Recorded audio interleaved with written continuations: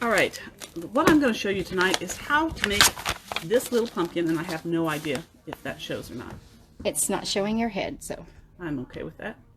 No. I'm going to show you how to make this little pumpkin. It is a buttermilk basin pattern. It's made in wool. Cute, cute, cute little pattern, and I'm going to show you how easy this one will be to make.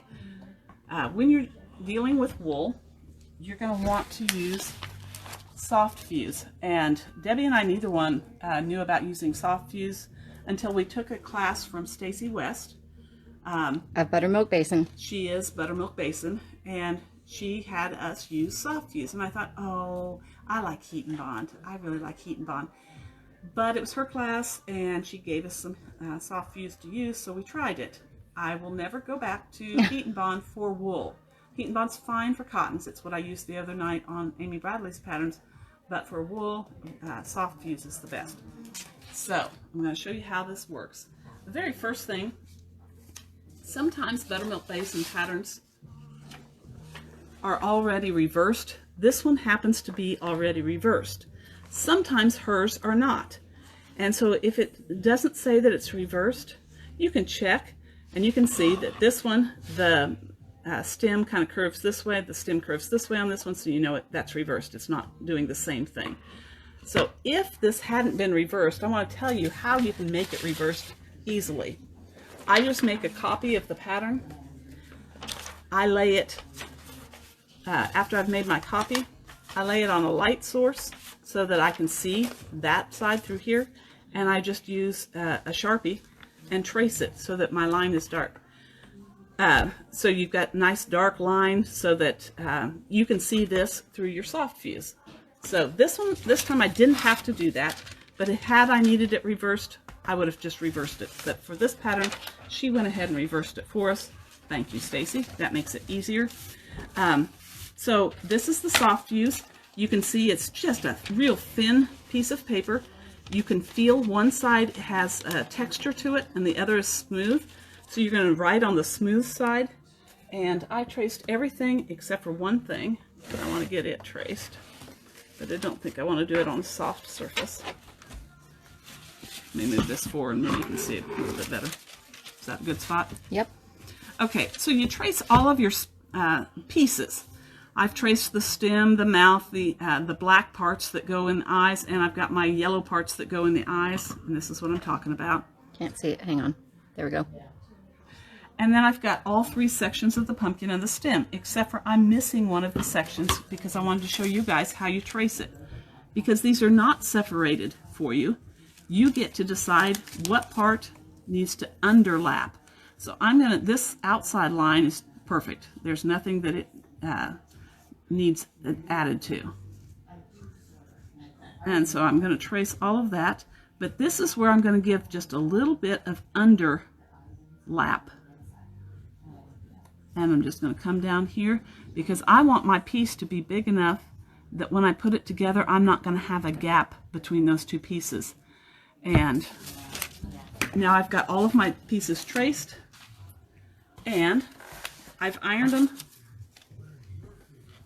to the back of the fabric and cut them out, but I also wanted to show you that, so I left one to do for that. This part is the center of this pumpkin. It's right up there, and you can see I did a little bit of underlap at the top, but this piece is going to be on top with the stem on top of it.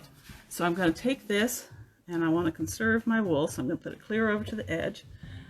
Soft fuse tells you not to use steam. We're going to go with that on the first step, and I'm just going to iron this down. And she said, say your first and last name, and then lift up. I figure I talked long enough for Lisa Wolf, so got that. Then you're going to need a really good pair of scissors. These are my absolute favorites. We're going to talk about those a little bit later tonight. They're made by Karen K. Buckley, and they are called Perfect Scissors.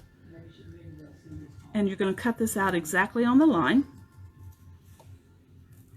And it just cuts nicely through your wool. And wool has no definite right or wrong side, so you can look at both sides and see which side you like better, and then iron your thing to the other side if you like one side better than the other. because this is on the back of the wool, or the back of it, how I will use it. Okay, so you get that all cut out, and then you're going to put the shape together. And I've got all of my little pieces here. I know what I don't have is an applique pressing sheet. Can you get one off the Yes. table back there?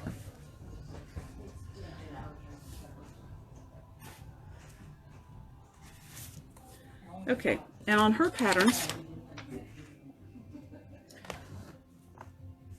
the soft fuse says no steam, but this part is where we're going to add a little bit of steam as soon as I get the applique pressing sheet.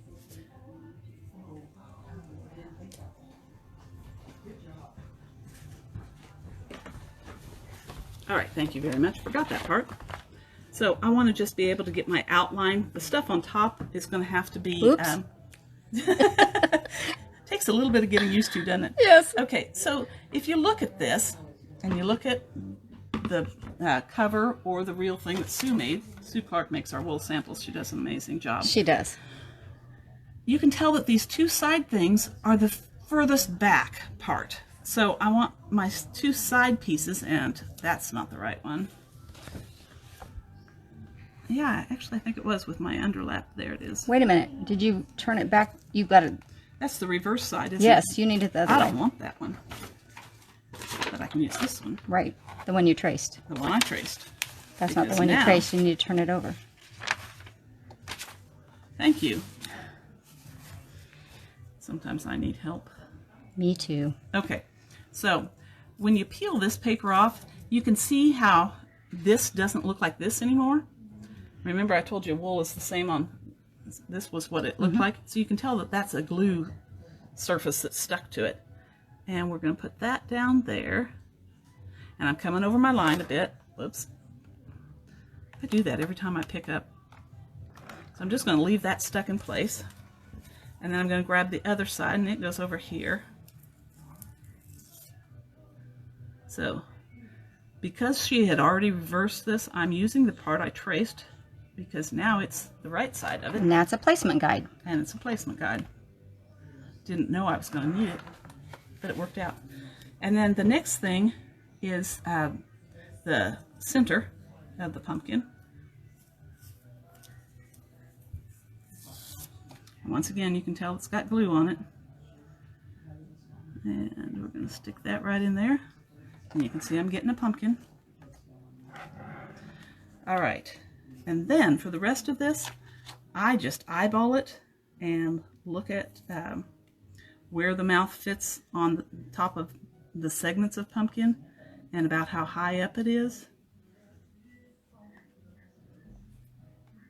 And then this is the stem, and it goes up at the top.